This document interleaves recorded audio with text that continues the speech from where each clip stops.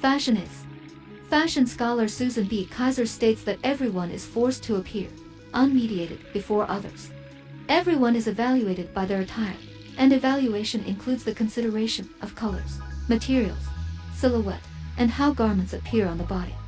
Garments identical in style and material also appear different depending on the wearer's body shape, or whether the garment has been washed, folded, mended, or is new.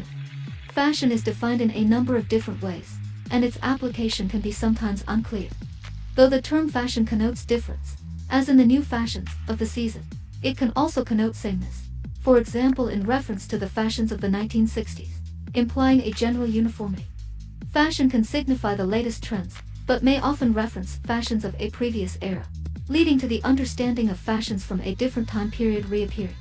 While what is fashionable can be defined by a relatively insular, esteemed and often rich aesthetic elite who make a look exclusive, such as fashion houses and haute couturiers, this look is often designed by pulling references from subcultures and social groups who are not considered elite, and are thus excluded from making the distinction of what is fashion themselves.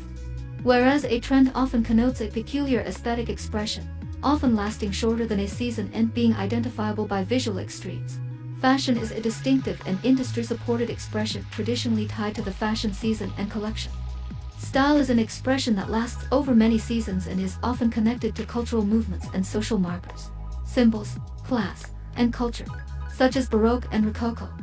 According to sociologist Pierre Bourdieu, fashion connotes the latest difference. Even though the terms fashion, clothing and costume are often used together, fashion differs from both. Clothing describes the material and the technical garment, devoid of any social meaning or connections. Costume has come to mean fancy dress or masquerade wear.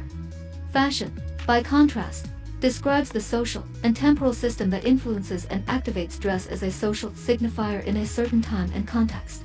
Philosopher Giorgio Agamben connects fashion to the qualitative ancient Greek concept of kairos, meaning the right, critical, or opportune moment, and clothing to the quantitative concept of chronos, the personification of chronological or sequential time.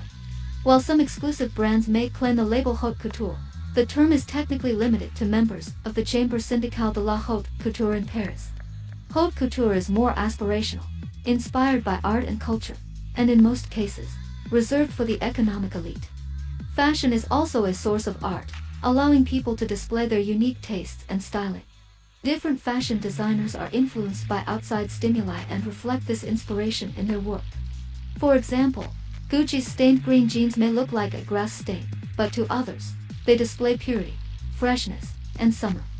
Fashion is unique, self-fulfilling, and may be a key part of someone's identity. Similarly to art, the aims of a person's choices in fashion are not necessarily to be liked by everyone, but instead to be an expression of personal taste. A person's personal style functions as a societal formation, always combining two opposite principles. It is a socially acceptable and secure way to distinguish oneself from others, and, at the same time, it satisfies the individual's need for social adaptation and imitation.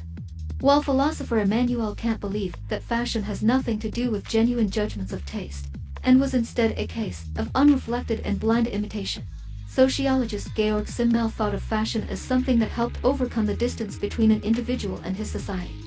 Enjoy life, subscribe for more content.